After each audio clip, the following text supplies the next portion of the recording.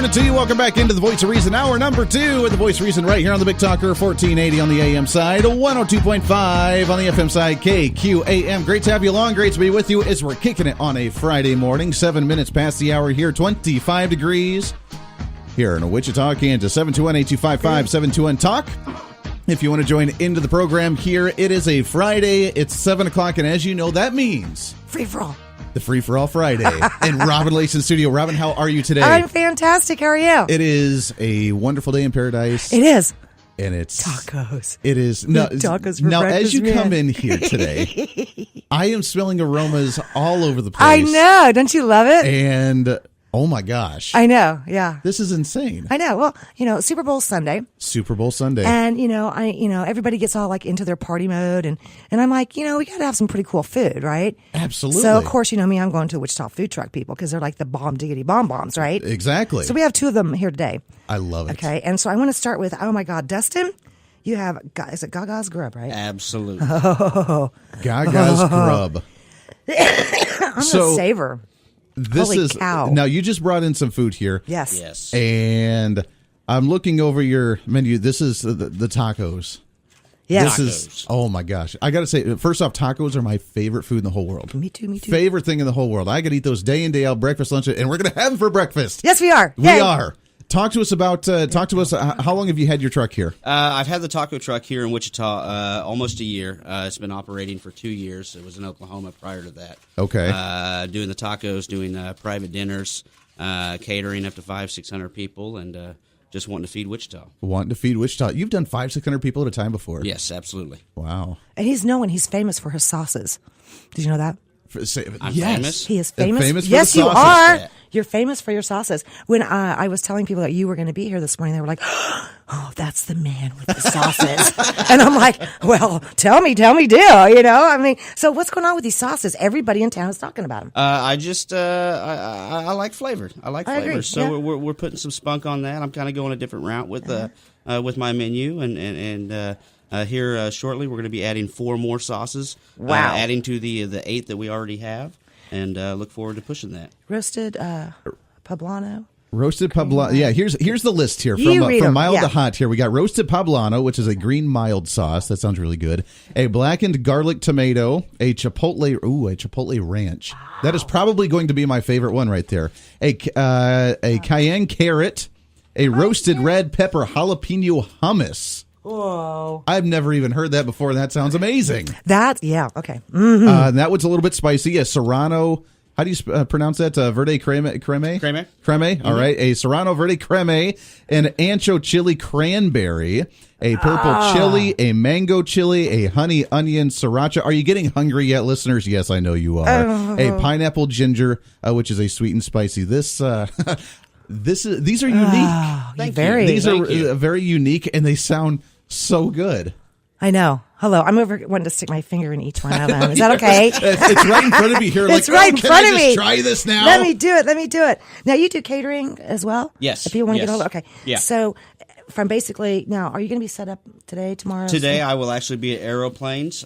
Tomorrow for the Reborn Boutique. They're having a little food truck rally down south on South Broadway. Be there tomorrow as well. Cool. Okay. Who wants to go first? You want to try? You want to put something together? Because you're kind of like, better at this. It is formatted for you to build it exactly. That's what I'm over here going. We get to build your taco. I can tell that you're not picky, so that's good. I know, right? God, how can you tell? That's right. Because I'm drooling? That's right. Build a taco, and you got to do the first taste test here. Okay. What are usually your hours, Dustin, when you're driving around with the truck here? It really varies, but for the most part, typically I do a lunch and a dinner. A lunch and a dinner, okay. 6-7 days a week. Once again, it varies weather. Other things going on between caterings and in-house private dinners. So I like to be out and about as much as possible. Sure. Now, the website that you have, gagagrub.com. You're also on Facebook, and you can email gagagrub@gmail.com. It's usually, where's the places you like to hang out around town here for people? Aeroplanes Brewery has been very, very supportive. Hang out there. We do a lot of captive audiences with InfoSync and Red Cross. I'm looking for anywhere to set up just to feed anybody, as much exposure as possible. So. Just gets it up there, sure. Absolutely. And you do the, as you mentioned, you do the catering with large numbers of people there. You do the buffet style like we see here to be able to kind of build your own deal. Absolutely. The in-house private dinners, you do that quite often? Not as much as I would like to be. Usually it's about once or twice a month, but we'll do anywhere between 4 and 12, 14 courses inside your house or a private facility. Very cool. Very cool. How's it looking over there, Robin? Ah, I'm in taco heaven. I'm in taco heaven. Don't mind me. Oh, this is This is phenomenal. Yeah, we should be having our friend from Kansas for hemp. He's going to be calling here in a little bit. Sure. We have a House bill. We finally have a bill. Yay. We have the House So we bill. have the bill. Yep, and that's going to go up in front of a Commerce Department on the 15th of February. I want to be there. I plan on being there, and I'll be calling you back and telling you what's going on up in Topeka. Absolutely. And we'll kind of know what's up with that. But yeah, we're going to sit here and build a few tacos. And so what else is going on? This is like crazy week, man. I thought last week was crazy. You're right. And I'm glad you mentioned the hemp bill because you're going to be up there. You're going to be covering that. The question I had, and actually we may be having him on the line here in just a minute. Yeah. But I'm concerned. I'm concerned not necessarily for the hemp bill, but at the federal level. And as you know, Jeff Sessions just got approved as Attorney General. Right. The big news now, the big scare from a lot of individuals when it comes to the hemp and from the marijuana side, the recreational and medicinal side, Good old is Sessions. that it may be turned around. Do you think that may put a damper on this bill here in Kansas? A lot of what the hemp bill for Kansas is going to be based off of is going to be the passing of the 2014 national bill at the Fed level that had to do with farming. Sure. Okay. So if we just stay tuned into that for now, I think we're going to be fine. Exactly. I think we will. And obviously I get people that bug the heck out of me all the time, and more than I would like to, even maybe next Friday, I know that we've got a worldwide group of folks that want to come on and talk to us about the immigration issues, and I do want to get that sometime next week done. But I'd also like to, maybe we should talk to, people that are already growing hemp and or cannabis in legal states, and let's talk to some of the business people. Let's talk to the farmers and ranchers. We sit here in Kansas because maybe we don't know. I would like to say who has gone in the last 3 years and talked to people in Mexico, mind you, about how do you feel if we have legal marijuana in Kansas or in Colorado or wherever. At the time, it was only Kansas. And I talked to bartenders, taxi drivers, everything. Maybe we should be a little bit more educated here. I'll bring those folks next week too. Exactly. And it's a discussion that I love to have here because I've talked about, coming from Colorado. Right. I grew up in Colorado there, and I've seen the changes, and I've seen the positive and the negative. I have too. And I've seen the positive and the negative. And when it comes to the recreational smoking, medicinal smoking, that's a completely different topic. But as you mentioned, this specifically in Kansas is about the hemp and for the agriculture side of this, and it's a completely different side. It is. And actually, I believe that we may have Chris on the line with us right now. So let's go to the phone, 721-825-5721. Talk. Good morning. What's your name? It's Chris. Hey, Chris. It is Chris. There we are. How are you? What's going on, buddy? Hey, how are you, Rob? Hey, I'm just hanging here eating tacos. You're going to wish you were with us this morning.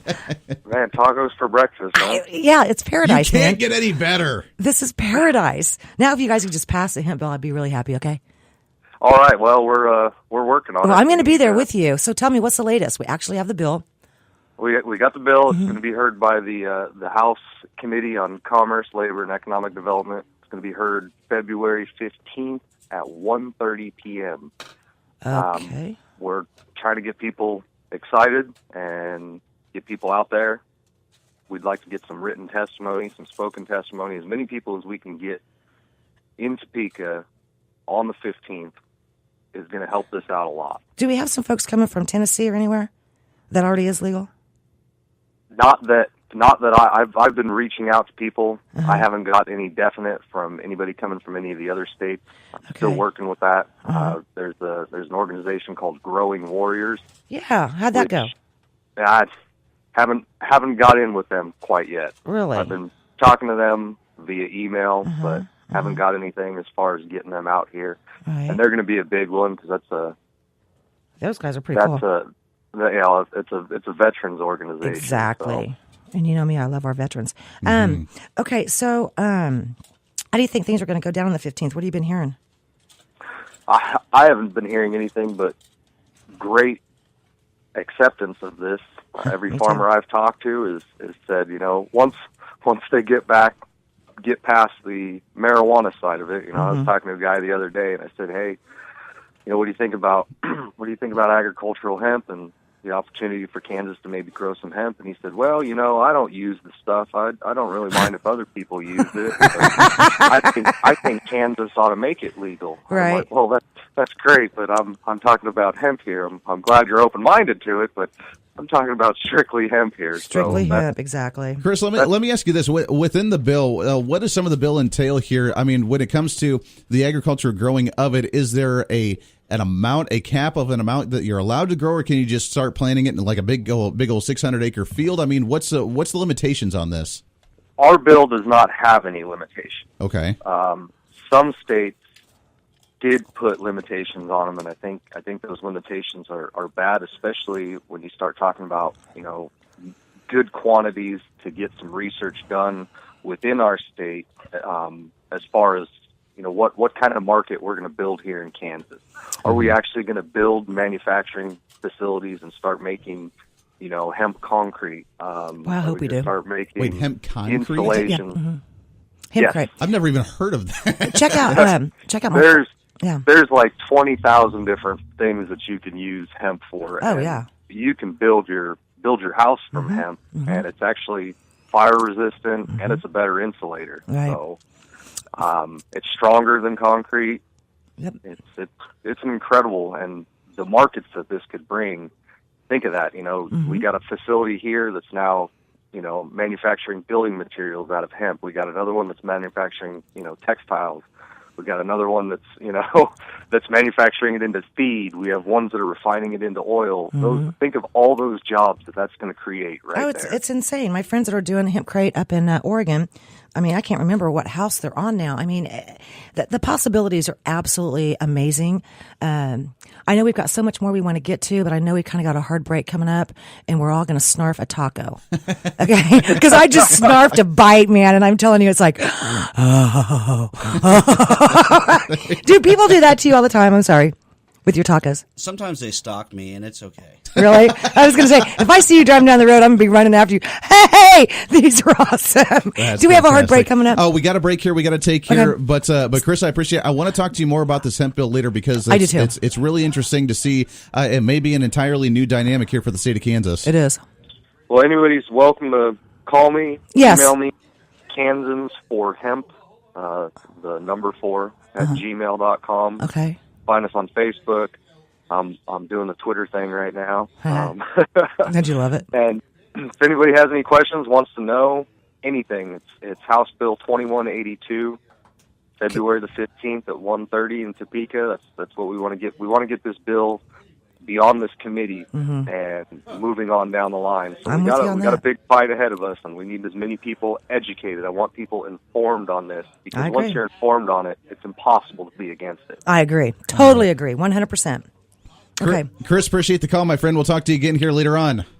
All right. We'll see you. Stay tuned. Thanks, Chris. All right. Thank you. All right. Got to wrap up here for just for a minute and take a quick break. But Dustin, real quick, as we start to make our taco, what's the spiciest sauce that you have here? Because I love the spice. I would say the cayenne carrot, but some of the sauces that you had spoken about a little bit ago are actually under the cover right now. I'm running with 8, so okay. Thank you for the plug on that. But yes, here quickly, I'll be introducing another 4 sauces. Another 4 sauces, and I think the Serrano crema is going to be a pretty spicy one. So I'm going to try that one with fantastic. this taco. That's the one I'm going to try. Which one am I having?